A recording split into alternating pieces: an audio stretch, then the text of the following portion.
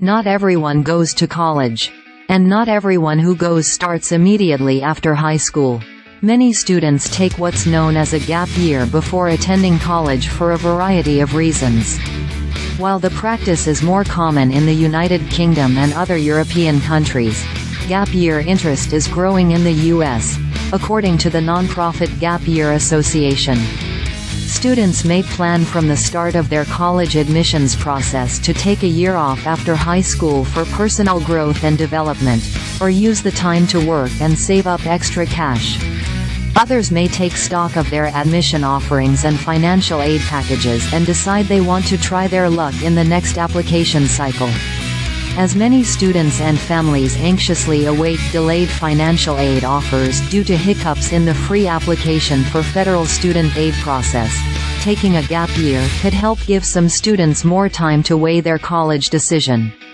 Regardless of why you take a gap year, it could end up helping you financially, or not helping you, depending on the circumstances.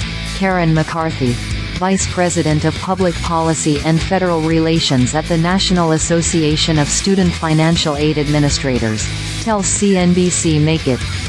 If you've been accepted to a school and decide to defer your enrollment for a year, it will be up to the institution how your admission offer and financial aid package are handled.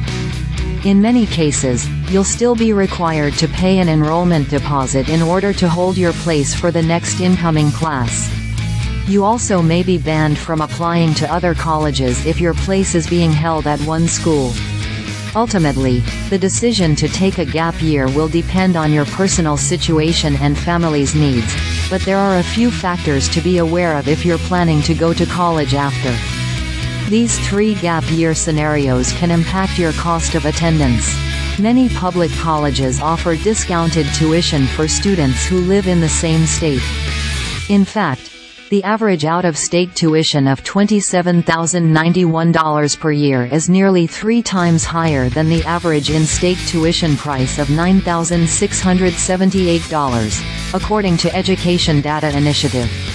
States and institutions determine what qualifies as residency within the state, and you or your parents may need to live in the new state for a full year in order to establish residency. Thus, moving into or out of a state during your gap year could potentially have implications for your tuition fee. If your family has recently moved into the state, you would not be considered an in-state student, McCarthy says. But if you took a gap year then at that period of time, when you enroll, assuming your parents are still in the same state, then you could be considered an in-state student.